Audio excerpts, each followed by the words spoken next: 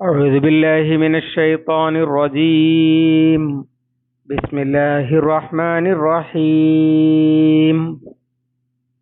يقلب الله الليل والنهار إن في ذلك لعبرة لأولي الأبصار. സൂറത്തു നൂർ ആയത്ത് 44. യുഖല്ലിബുല്ലാഹു, യുഖല്ലിബു, ഖൽബ് എന്നുള്ള വാക്ക് ഹൃദയത്തിന് നമ്മൾ ഉപയോഗിക്കും. മാറി മറിയുന്നത് എന്നാണ് വാക്കിന്റെ അർത്ഥം. ഒലിബത്തിൽ വാവു യാ അൻ, വാവിനെ യാ ആക്കി മാറ്റപ്പെട്ടു. അങ്ങനൊക്കെ ഗ്രാമറിൽ ഉപയോഗിക്കുന്ന, നെഹ്വിൽ ഉപയോഗിക്കുന്ന അത് കാണാൻ കഴിയും. കല്ലബ, മാറ്റിമറിച്ചു എന്നർത്ഥം. യുഖല്ലിബുല്ലാഹു, അള്ളാഹു മാറ്റിമറിച്ചുകൊണ്ടേയിരിക്കുന്നു. അല്ലൈല വന്നഹാറ, രാത്രിയെയും പകലിനെയും. ഇന്ന ഫീ ദാലിക, നിശ്ചയം, തീർച്ചയായും അതിലുണ്ട്, ലഇബ്റതൻ, ഗുണപാഠം, ലി ഉലിൽ അബ്സാർ, കണ്ണുകളുള്ളവർക്ക് എന്നാണ്. അള്ളാഹുവിനെ മനസ്സിലാക്കാൻ അവന്റെ മറ്റൊരു ദൃഷ്ടാന്തം മനുഷ്യന് കാണിച്ചു കൊടുക്കുകയാണ്. നേരത്തെ മഴ, മേഘങ്ങളെ ചലിപ്പിക്കുന്നതും മഴയും ആലിപ്പഴപ്പെയ്ത്തും കാണുന്നില്ലേ എന്ന് ചോദിച്ചു.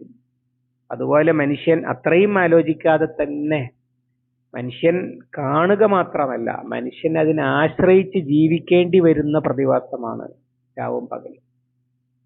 ഒരു നിയന്ത്രണവുമില്ല. വലില്ലാഹി മുൽക്കു സമാവാതി വൽ അർദ് എന്ന് പറയാനാണല്ലോ. ഭൂമിയിലുള്ള സകല മനുഷ്യരും അവരുടെ സകല ദൈവങ്ങളും സകല സയന്റിസ്റ്റുകളും എല്ലാവരും കൂടി വിചാരിച്ചാലും രാവിനെ ഒന്ന് നേരത്തെയാക്കാനോ പകലിനെ ഒന്ന് നേരത്തെയാക്കാനോ കഴിയില്ല. അത് അള്ളാഹുവാണ് രാവിനെയും പകലിനെയും മാറ്റി മറിച്ചുകൊണ്ടിരിക്കുന്നത്. ഒരുപാട് കാര്യങ്ങളുണ്ടത്.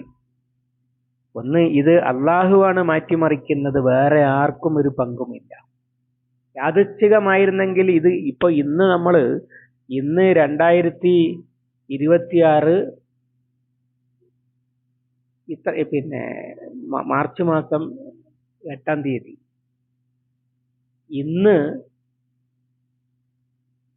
ഇനി 3026 ഇതേ ദിവസം നമുക്ക് സങ്കല്പിക്കാൻ കഴിയുന്നത് എന്തുകൊണ്ടാണ്?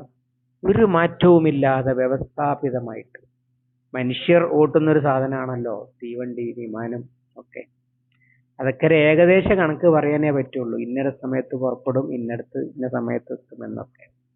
എന്നാൽ 1000 കൊല്ലം കഴിഞ്ഞിട്ടുള്ള രാവ് എത്ര മണിക്കായിരിക്കും, സൂര്യോദയം എത്ര മണിക്കായിരിക്കും എന്നൊക്കെ നമുക്ക് ഇപ്പോൾ പറയാൻ കഴിയുന്നു. അത്രയും വ്യവസ്ഥാപിതമായിട്ടാണ് അള്ളാഹു ഇത് ചെയ്തുകൊണ്ടിരിക്കുന്നത്. യാദൃച്ഛികമാണെങ്കിൽ ഇത് നടക്കില്ല. ബഹുദൈവാരാധകർ കൊണ്ട് നടക്കുന്ന ഏതോ ദൈവമാണെങ്കിൽ ആ ദൈവം ഉണ്ടാകുന്നിടത്ത് നടക്കുകയുള്ളൂ, ഉള്ള കാലത്തെ നടക്കുകയുള്ളൂ. അതിനൊക്കെ ആ ദൈവത്തിന്റെ പോലും ജനിമൃതികൾ തീരുമാനിക്കുന്നത് അള്ളാഹു ഉണ്ടാക്കിയ രാപ്പകലുകളുടെ അടിസ്ഥാനത്തിലാണ്.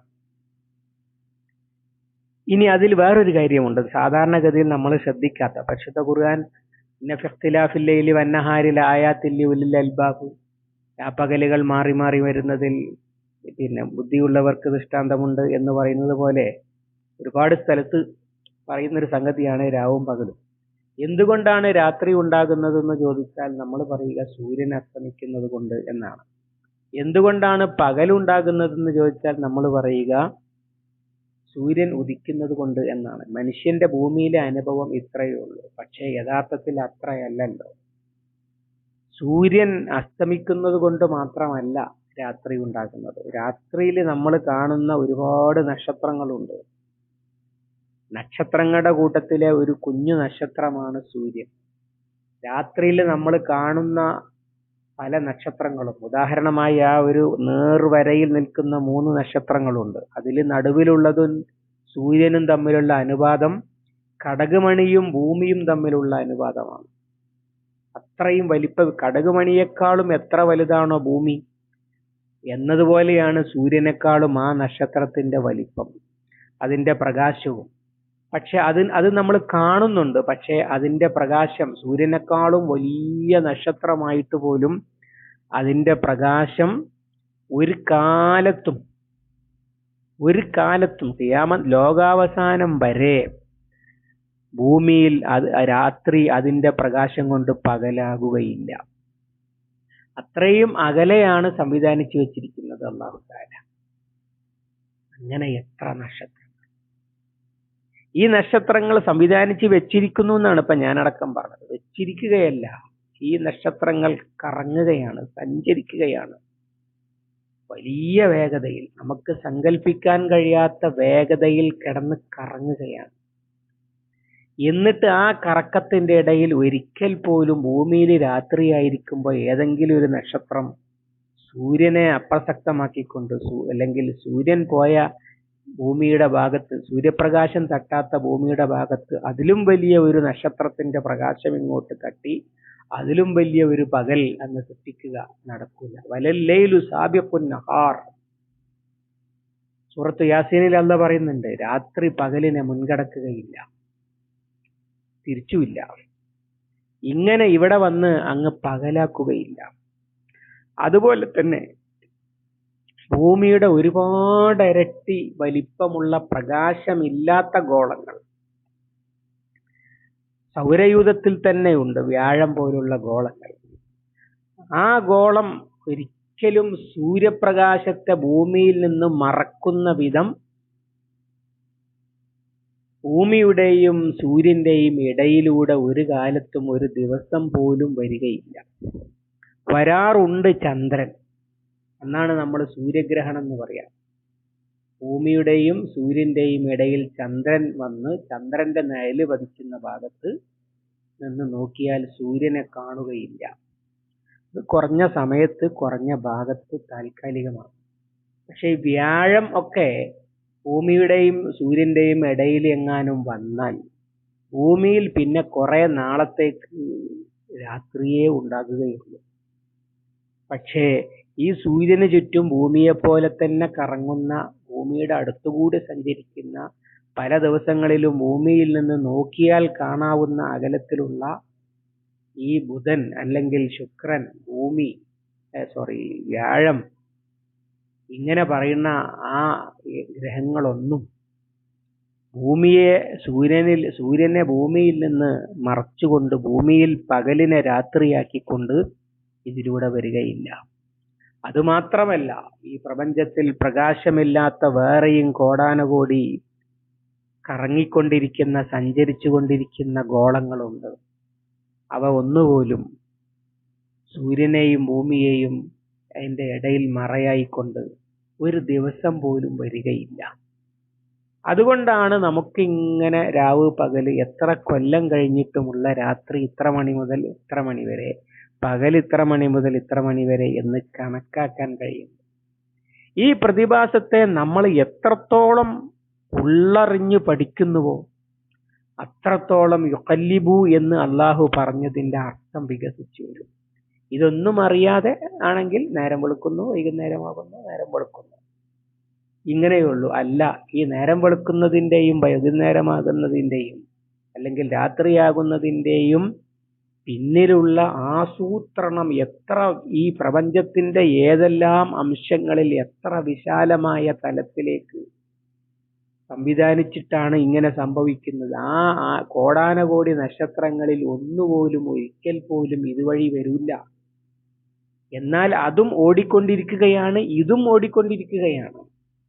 തല പുകഞ്ഞു പോകും ആലോചിച്ചാൽ.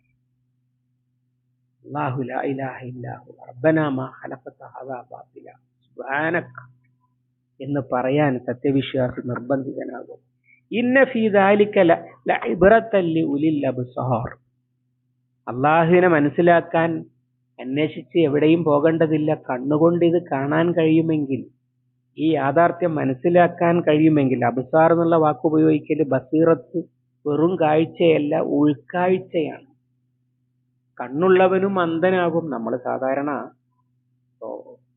കൺമുമ്പിലുള്ള സാധനം കാണാതെ തിരയാറുണ്ട്. അതിന്റെ അർത്ഥം കണ്ണു പൊട്ടിയിട്ടുണ്ട് എന്നോ കാഴ്ചയില്ല എന്നോ അല്ല. നമ്മൾ കണ്ണുകൊണ്ട് കാണുന്ന സാധനം മനസ്സുകൊണ്ട് നമ്മൾ കാണാതിരിക്കുമ്പോഴാണ് തൊട്ടു മുന്നിലുള്ള ആൾ അയാൾ എവിടെ പോയി എന്ന് ചോദിക്കും, അത് എവിടെയെന്ന് ചോദിക്കും, അത് കാണില്ലെന്ന് പറഞ്ഞ് തിരയും ഒക്കെ ചെയ്യുന്നത്.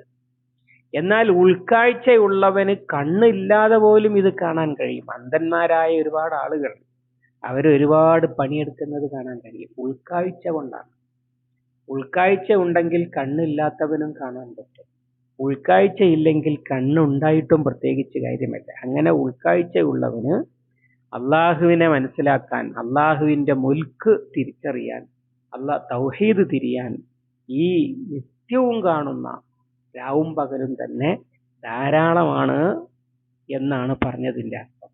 അള്ളാഹു സുബ്ഹാനഹു വ തആല അള്ളാഹുവിന്റെ ആയത്തുകളിലൂടെ അള്ളാഹുവിനെ അറിയുന്ന യഥാർത്ഥ വിശ്വാസികളിൽ ഉലുൽ അബ്സാറിൽ നമ്മയും ഉൾപ്പെടുത്തി അനുഗ്രഹിക്കുമാറാവട്ടെ. അല്ലാഹുമ്മ അല്ലിംനാ മാ യൻഫഉനാ വൻഫഅനാ ബിമാ അല്ലംതനാ റബ്ബനാ സിദ്നാ ഇൽമൻ വഫഹ്മൻ വദിഖ്ഖത്തൻ വനൂറ. اللهم اجعل القرآن ربيع قلوبنا ونور صدورنا وجلاء حزننا وذهاب همنا وغمنا. ربنا آتنا ما وعدتنا على رسلك ولا تخزنا يوم القيامة إنك لا تخلف الميعاد. ربنا تقبل منا إنك أنت السميع العليم وتب علينا إنك أنت التواب الرحيم واغفر لنا يا غافر المذنبين. وصلى الله على محمد وعلى آله وصحبه وسلم ومن تبعهم بإحسان إلى يوم الدين والحمد لله رب العالمين.